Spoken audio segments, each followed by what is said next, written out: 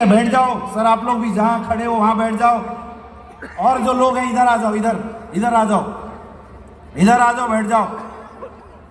अरे जब हम दिल्ली जाते हैं, बाहर के शो में जाते हैं तो सारी डिफिकल्टीज को सहन कर जाते हैं। आज तो घर का शो है यार, आज तो हर परिस्थिति में मुस्कुराना है, आया ना भैया। घर में बारात आती है तो सुकून से देखते हो सराती को, खाना ना मिला तो भी कोई टेंशन नहीं है, यस या नो। तो आज गुरुदेव दिल्ली से चल के हमारे बीच में आए हुए, तो हम सब एक शिष्टाचार का परिचय देंगे, एक डिसिप्लिन का परिचय देंगे, ताकि हिंदुस्तान के अंदर एक मैसेज आए कि वाराणसी वाले सिर्फ कमाल नहीं करते, वाराणसी वाले इंसान भी अच्छे हैं।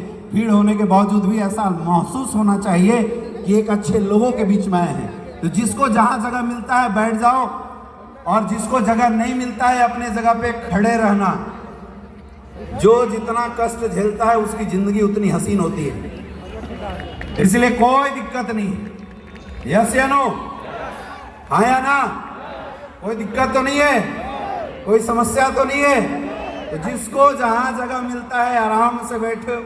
हम लोग बिल्कुल शोर तो मचाएंगे, और विजय रथ चल के आया हुआ है भाई हमारे, तो अपन शोर तो मचाएंगे, लेकिन अनुशासन के साथ हम सब मिलके एक अच्छे अनुशासन का परिचय देंगे। और हम सब दिखाएंगे कि आज से 8 साल पहले इस स्लीपियस वेलनेस की शुरुआत इस बनारस धरती के अंदर जब हुआ था तो हम लोग क्या थे, और आज 8 साल बाद हम लोग इस धरती पे कहां से कहां पहुंच गए हैं, वो रूप भी आज आपको देखने का मौका मिलेगा माय डियर फ्रेंड। जब आज मैं आया बाहर, मेरी गाड़ी रुकी और तो मेरे आंखों से आंसू आने लगे,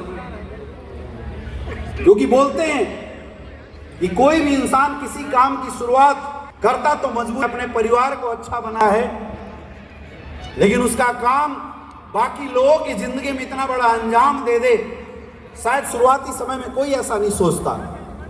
आज मुझे वो दिन याद आ रहा था जब आज से लगभग 8.5 साल पहले, अगर मैं दिन बताऊं तो 29 मई 2016 को इस वाराणसी के धरती पे हमारे महागुरु मिस्टर महिपाल सर का आगमन हुआ था।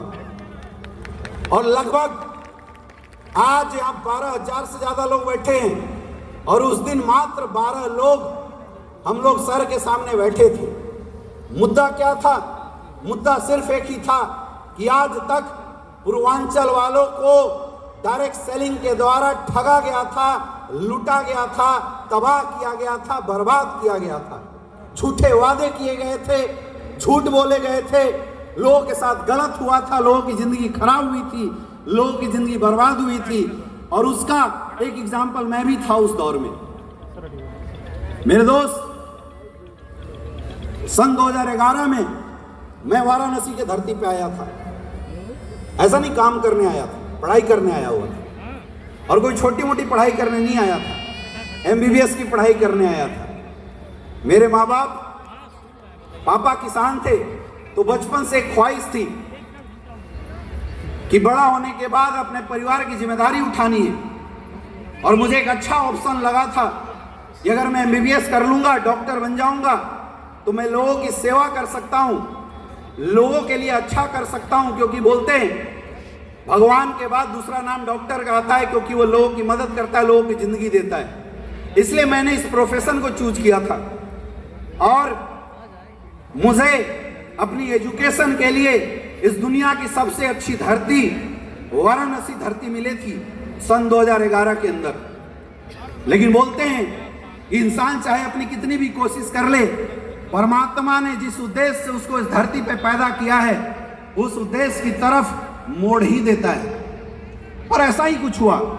उसी बीच इस वाराणसी के अंदर मेरी एजुकेशन चल रही थी, और मुझे डायरेक्ट सेलिंग की तरफ आने का मौका मिला। मेरे दोस्त, मैंने इस इंडस्ट्री के अंदर सबसे अच्छी चीज क्या देखी थी, मैं आज आपको बताना चाहूंगा।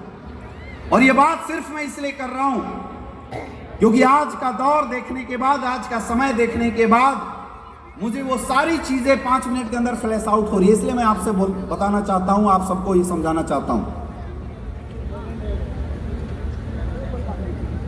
मैं इस इंडस्ट्री में सिर्फ इसलिए आया था क्योंकि मुझे ऐसा लगता था कि अपनी पढ़ाई को करके मैं सिर्फ अपना भला कर सकता हूं, फाइनेंशियली लोगों की मदद कर सकता हूं, सही कर सकता हूं, वो एक अलग पार्ट था, बट मैं फाइनेंशियली खुद की मदद कर सकता हूं।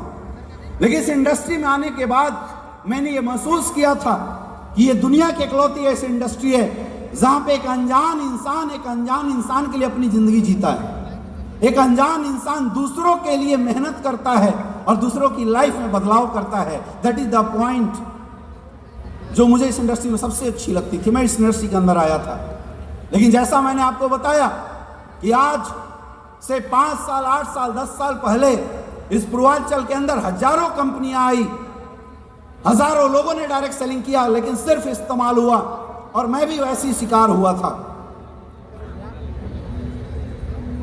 मुझे ऐसा लगता था कि हमने अपने जीवन में कुछ गलत डिसीजन तो नहीं बनाए, लेकिन वो बोलते हैं कि काशी विश्वनाथ के दरवाजे पे कोई भी इंसान सच्ची नियत के साथ कोई भी मुराद अगर लेके जाता है तो देर होगा, अंधेर नहीं होगा। बाबा कोई ना कोई सही रास्ता जरूर दिखाता है। और मुझे ऐसा लगा कि शायद काशी विश्वनाथ बाबा ने ही इस इंडस्ट्री में हमारे गुरुदेव संजीव कुमार सर को SLPS वेलनेस को जन्म देने की प्रेरणा दी होगी। मैं तो बोलता हूं गुरुदेव, बाहर की बात छोड़िए, मुझे तो लगता है कि आपको ऊपर वाले ने SLPS बनाने की प्रेरणा हम बनारस वासियों के लिए दिया था। हमें तो ऐसा ही लगता है। और सन 2016 में 12 लोगों के साथ इस वाराणसी के अंदर हमने SLPS वेलनेस की शुरुआत करी। मेरे दोस्त, आज से 8.5 साल पहले वो रूप नहीं था जो आज आप देख रहे हैं। वो अचीवमेंट लोगों के पास नहीं था जो आज आप देख रहे हैं। लोग हमसे पूछते थे कि क्या तुम्हारे प्रोडक्ट काम करेंगे। मैं बोला अभी हमें ही 10 दिन हुए हैं, 2-4 को दिया, रिजल्ट आने दो फिर बात करते। हमारे पास बाहर की टेस्टिमोनियल तो थी, लेकिन इस पूर्वांचल की कोई टेस्टिमोनियल नहीं थी। हम लोगों के पास जाते थे और उस समय हमारी संस्था के पास सिर्फ 6 प्रोडक्ट हुआ करते थे। वो 6 प्रोडक्ट लेके हम लोगों के बीच में जाते थे, लोगों को बताते थे गुरुजी की नियत, गुरुजी की सोच, ये बताते थे, समझाते थे। मुझे आज भी याद है वाराणसी के अंदर जब आप BHU के पास जाएंगे तो वहां पे नवनीता कुंवर पब्लिक स्कूल एक स्कूल है। वो कौन सा गेट है BHU का? हाँ, हैदराबाद गेट के पास, राइट। तो हैदराबाद गेट नवनीता कुंवर पब्लिक स्कूल के अंदर 2000 की हॉल लेके इस बिजनेस की हमने शुरुआत किया था। सिर्फ इसलिए, पहली बात मुझे प्रोडक्ट दमदार लगे थे। मुझे ऐसा लगा था कि ये काम अच्छा है, अगर कुछ फायदा नहीं भी हुआ तो समाज कल्याण का काम करेंगे, कम से कम सर उठा के तो लोगों के बीच में जाएंगे। और सबसे दूसरी बात कि हमें इस संस्था के क्रिएटर हमारे गुरुदेव संजीव गुरुजी की नीयत अच्छी लगी थी और हमें ऐसा लगा था कि जिस इंसान की नीयत अच्छी है वो इंसान हमारे साथ कभी गद्दारी नहीं कर सकता। हमने वादा किया था कुछ भी हो जाए, अब SLPS का झंडा इस पूर्वांचल के अंदर लहराएंगे। और मेरे दोस्त, 8 साल पहले मैं और गुरुदेव श्री कुमार सर, हम लोगों ने मिलके इस वाराणसी के अंदर लोगों को बताना शुरू किया, लोगों को समझाना शुरू किया। तो लोग हमें बोलते थे कि तुम अंधों के शहर में चश्मे का व्यापार करने निकले हो, यहाँ लोग परेशान हैं, इस इंडस्ट्री से लोगों की आंखें जल चुकी है। लेकिन हमें सिर्फ एक चीज समझ में आता था, गुरुजी की वो बात सर ने बताया था कि बेटा अगर तेरी नीयत अच्छी है, तू अगर लोगों के बारे में अच्छी सोच लेके